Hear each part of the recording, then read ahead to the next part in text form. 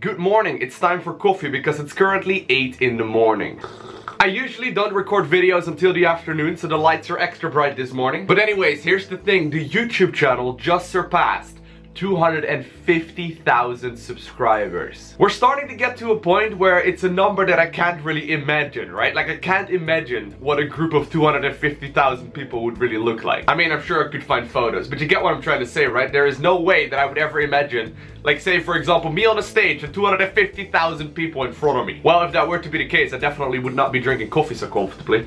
Anyway, thank you so much. Whether you subscribed yesterday or last month or 8 years ago when the video content was absolutely terrible, but thank you for all the support on YouTube, Twitch, Patreon, Twitter, Instagram, Facebook, like all of the things. Thank you so much. I never expected we would get to a point where I would be thanking 250,000 people. Now sadly, at 250,000, YouTube does not send out a plaque or anything special whatsoever. Of course, at 100,000, we got the silver play button, and the next one is gonna be a gold one at 1 million, which I don't know if that's a number we will ever reach. Anyway, I went on Twitter and Facebook, asked you to ask me any questions, and let's see if there are any worth answering. Madison asks a couple of different questions. First off, he asks, how did I get started doing live streaming in YouTube? I mean, if you go back to the videos, right, that I first uploaded to the YouTube channel, and sadly I had to remove a lot of them because of copyrighted music, but if you go to my YouTube channel and you sort on all these videos first, you'll be able to cringe together with me. Every now and then I go back to those videos and I realize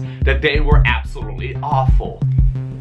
Hello everyone, my name is Loko, and today is going to be a screencast of StarCraft 2. And I'm going to be starting a little series on the Zerg multiplayer experience in 1v1. And today I'm gonna cover the very basics. In later videos I will be covering all kinds of build orders and reactions to certain situations. When I first got started, I just simply wanted to upload some RuneScape videos to the internet, and YouTube just happened to be the best platform at the time, and I guess it still is. Honestly, I don't think I got any views until a couple of years into it. Like I was uploading quite regularly, at the very least like RuneScape related content for a couple of years. Before they really started to get any traction. It really has been some time. Like I uploaded for a couple of years quite regularly before the video started getting any, traction whatsoever. I just simply wanted to make cool stuff that I at the very least thought was cool. Going back to it, they're pretty cringy, but it really wasn't until the release of the StarCraft 2 guides way back in like 2011 or so, I think is when it was, that the YouTube channel started getting a little bit of traction. What was the initial response of family and friends to this career path? Well, here's the thing.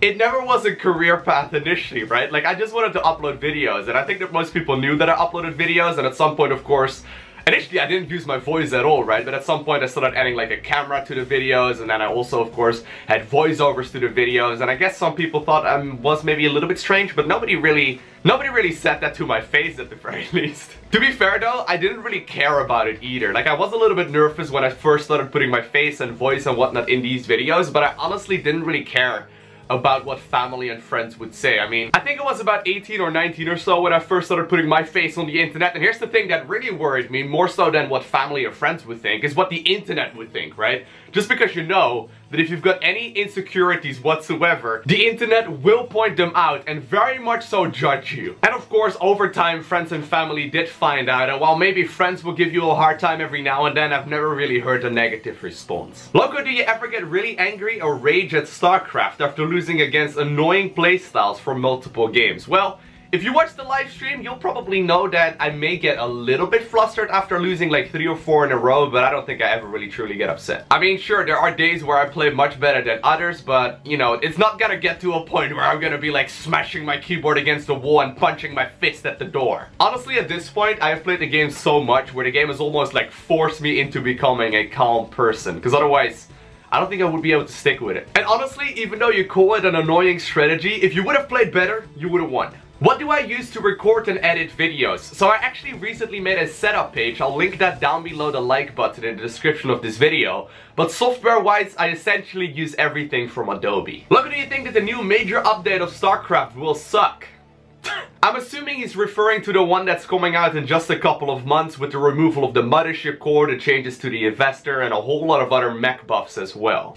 This is like a classic thing that I've noticed over time on the internet. Whenever something's about to change, people will get upset, and it's sort of like a golden rule to live by. No, I think in the long run, it will most definitely make for a better game. Because let's be real, right? A unit that can kill like 40 supply worth of units throughout the entirety of the game that you can get at like the 1.5 minute mark seems a little bit silly. No, I think that in the long run, the game will most definitely benefit from it. Lowko, what was the first strategy game that you ever played? So I've been thinking about this for a little while. The one that I played a lot when I was a child, and I think I mentioned this before, is Heroes of Might and Magic 2. I played that game a ton when I was a kid, and on top of that, I played a ton of Red Alert 1 and 2 as well, which, you know, it's been a little while. Really, I've been playing strategy games for most of my life, at the very least all of the big ones in like the last 20 years or so. Who do you think will be the next StarCraft champion at BlizzCon this year? So sadly, Beyond did not qualify, right, for the WCS Grand Finals in just a couple of weeks, and while I would have loved to cheer for him, I think the safest option is going to be Innovation.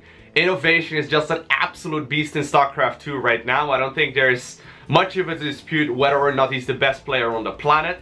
It's just that he plays very predictable as well, and of course people can already start preparing strategies against him, knowing exactly what he's going to be doing anyway, because Innovation, he just simply creates a lot of stuff. Right, while he's perfectly capable of cheesing as well, I would say at about 90% plus of his games, he's just gonna make a lot of stuff. Really though, I wouldn't be surprised if any of the 8 Koreans would end up becoming the victor. I mean, they're all extremely good, and I think that on the foreigner side of things, I think that Serral and of course Neeb have got the best chance, so I'll be cheering for them as well. In your opinion, is Fargo better than Sherlock? I think that Fargo is awesome. It's one of my personal favorite series, but Sherlock is on another level. Is anything exciting happening in your personal life? Well, as you may have seen on social media yesterday, I actually purchased a house. I know, I didn't expect to be saying that either at this point in my life, but yesterday I did sign all of the papers, and while there's some more paperwork that needs to be done, it looks like we're gonna be moving in January. I quite literally started the YouTube channel in this room that I'm in right now as well, and while at some point I had a different backdrop when I first got started, I quite literally just sort of turned the furniture 180 degrees, so we get this very boring great wall to look at, but very soon I'll be able to have my own space just dedicated to creating internet content. Anyway, that's all I've got for you today. I hope you enjoyed watching this video. If you did, make sure you hit that like button down below, and if you haven't already, you know what to do. Make sure you hit that subscribe button so you get a notification as soon as the next video goes live as well. Other than that, I want to thank you for watching. Have an amazing day. Do not forget to smile, alright? And I'll see you in the next one.